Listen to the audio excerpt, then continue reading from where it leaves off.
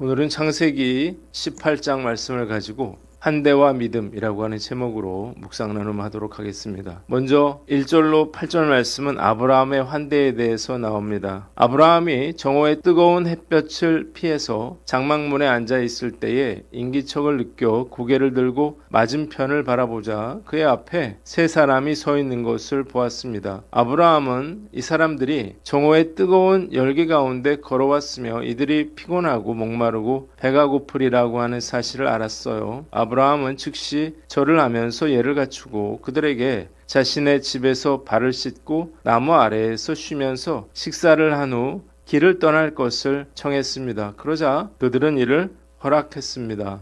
아브라함은 급히 장막으로 가서 사라에게 빵을 만들라고 직접 가축대로 달려가서 기름지고 좋은 송아지를 잡아 하인에게 주어서 요리를 하게 했습니다. 아브라함은 그들 앞에 떡과 우유와 치즈와 잘 구워진 송아지 요리를 차려놓고 나무 앞에 섰고 그들이 식사를 했습니다. 본문이 우리에게 주는 교훈이 있는데 섬기고 대접하는 사람이 되라는 거예요. 아브라함은 다른 사람을 섬기고 대접할 줄 아는 사람이었습니다. 그는 이 나그네들을 보았을 때에 그들이 줄이고 목마르고 피곤하다는 사실을 알았고 기꺼이 이들을 대접했습니다. 놀라운 사실은 당시에 거부였고 족장이고 고령이었던 아브라함이 손수 식탁을 차려서 그들을 대접했다는 것입니다. 아브라함이 이날 대접한 사람들은 놀랍게도 여호와 하나님과 천사들이었습니다. 아브라함은 인간으로서 하나님께 식사를 대접한 유일무이한 사람이었습니다.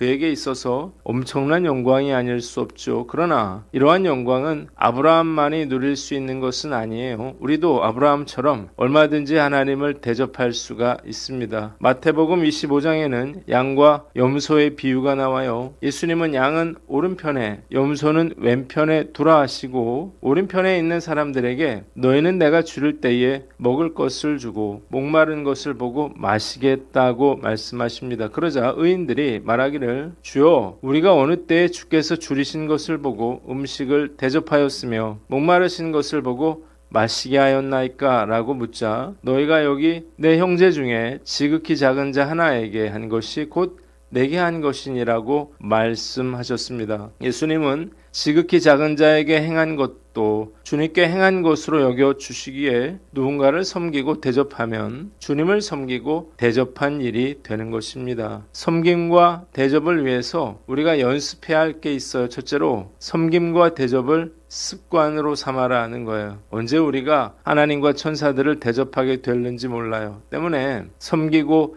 대접하는 습관을 가져야 합니다. 19장에 롯도 나그네를 대접하게 되는데 롯이 아브라함의 집에서 대접하는 법을 배웠기 때문에 일어난 일이었습니다. 그도 대접하는 일이 습관이 됐기에 천사를 대접하게 된 거예요. 어쩌다 한 번은 안 됩니다. 다른 사람을 대접하는 일은 습관으로 만들어야 합니다. 둘째로 give and take의 마음을 버려라 하는 거예요. 늘 give and take의 마음으로 베푸는 사람들이 있어요. 내가 너에게 뭘 해주면 너는 나에게 되갚아야 한다라고 하는 생각을 하거나 내가 나에게 무엇인가를 해주면 나도 너에게 뭔가를 해주겠다는 생각을 가진 사람들이에요. 대접의 의미를 전혀 모르는 사람들이죠. give and take의 마음으로 베풀면 복을 받을 수가 없습니다. 흥부가 제비다리를 고쳐주었던 것은 뭔가를 바라고 고쳐준 것은 아니었습니다. 그죠? 제비를 불쌍히 여기는 마음으로 도와준 거예요. 그러나 놀부는 달랐습니다. 놀부는 흥부가 제비다리를 고쳐주고 박씨를 받아 부자가 된 것을 보고 다리가 부러진 제비가 나타나기를 기다렸죠. 그런데 이런 제비를 찾지 못하자 결국 멀쩡한 제비다리를 부러뜨린 후에 제비다리를 고쳐주게 됩니다. 그 제비도 박씨를 가져왔는데 결국 놀부는 그 박씨로 인해서 망하고 말았습니다. 크리스천들은 give and take의 의미를 다르게 해석해야 합니다.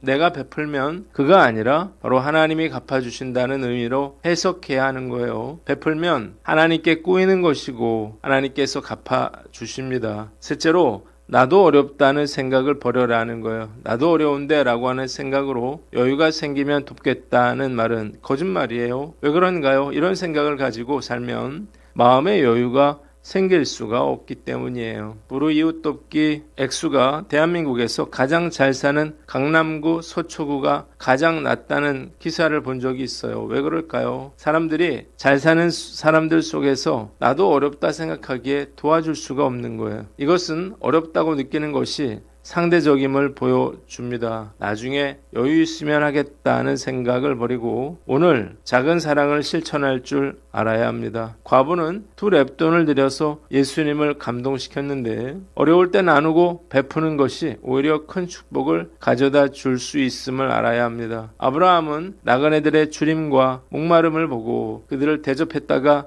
하나님과 천사들을 대접했는데 남을 대접하는 것보다 더 큰 복을 가져다 주는 것은 없습니다. 아브라함처럼 늘 관심을 가지고 주변을 살펴 어려운 분들을 도와야 할 것입니다. 조금만 관심을 가지고 보면요, 우리 주변에 얼마든지 도움을 줄 사람들이 많이 있음을 알게 됩니다. 관심을 가지고 대접과 섬김에 힘쓰므로 하나님께서 주시는 축복을 누리며 살아가는 저와 여러분들 되시기를 바랍니다. 두 번째 9절로 5절 15절 말씀은 사라의 출산 예고와 웃음에 대해서 나옵니다. 하나님은 아브라함에게 내년 이맘때에 내가 다시 내게로 돌아올 것인데 내 아내 사라에게 아들이 있을 것이라고 말씀하셨습니다. 아브라함과 사라는 이미 늙었고 사라의 생리는 끊어진 상태였기에 사라는 장막 뒤에서 이 말씀을 듣고 속으로 웃으며 어찌 나에게 그런 일이 있을까 중얼거렸습니다. 그러자 하나님은 사라의 말을 들으시고 왜 사라가 웃으며 내가 어떻게 아들을 낳겠느냐 말하느냐 하시면서 여호와께 능치 못한 일이 있겠느냐 물으시며 사라의 불신을 책망하셨습니다. 하나님은 다시 한번 내년 이맘때에 사라에게 아들이 있으리라 말씀하셨어요. 사라가 두려움에 웃지 않았다고 부인하자 하나님은 아니라 내가 웃었느니라 라고 말씀하셨습니다.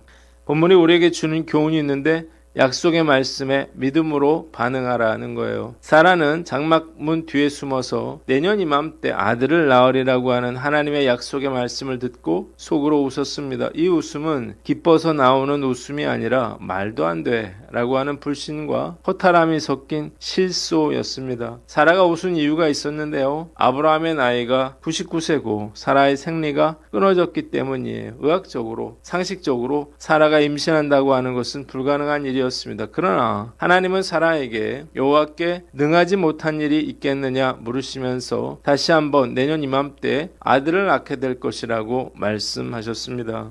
우리도 하나님의 약속의 말씀을 들으면서도 내 형편과 상식에 사로잡혀 내 상황에서 그게 가능하겠어? 라고 불신하며 실수할 수 있습니다. 불가능한 일처럼 보여지기 때문이에요. 그러나 우리가 알아야 할 것은 하나님께 능치 못한 일이 없다는 것입니다. 하나님은 우리가 가진 자원이나 가능성을 보고 일하시는 분이 아니에요. 때문에 하나님의 약속의 말씀을 의심하거나 불신해서는 안 되는 것입니다. 신앙은 내 눈에 보이는 상황을 믿는 것이 아니라 상황 너머에서 조종하고 계시는 하나님의 전능하신 손을 믿는 것입니다. 비록 다 끝난 것처럼 보일지라도 하나님의 약속을 믿고 낙심하거나 두려워하지 말아야 합니다. 하나님의 때가 되면 전세는 역전되고 놀라운 기적의 역사를 경험하게 될 것입니다. 이 사실을 아는 사람만이 기도를 포기하지 않고 소망을 잃지 않습니다. 지금 나를 힘들게 만드는 것이 재정 문제인가요? 건강 문제인가요? 직장과 사업의 문제인가요? 자식의 문제인가요? 부부간의 문제인가요? 아니면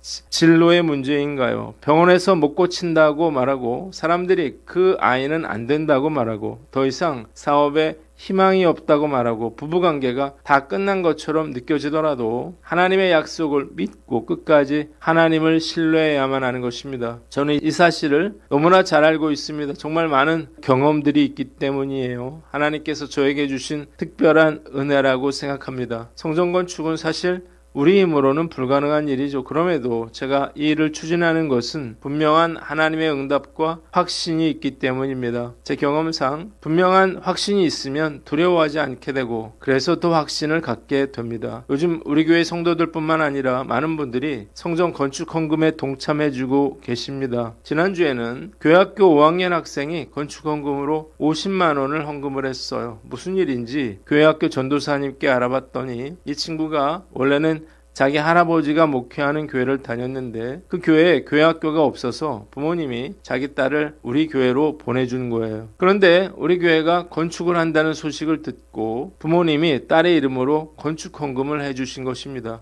정말 신기하기도 하고 놀랍기도 하고 감사한 일이 아닐 수 없습니다. 건축 과정에서 힘들고 어려운 일이 생기더라도 어떤 상황에서도 두려워하거나 낙심하지 않고 하나님의 약속의 말씀을 믿고 믿음으로 반응함으로 이 일이 하나님께서 이루신 일임을 간증할 수 있게 되기를 간절히 기도합니다. 기도하겠습니다. 하나님 아버지, 관심을 가지고 어려운 사람들을 대접하고 약속의 말씀에 믿음으로 반응케 하여 주시옵소서.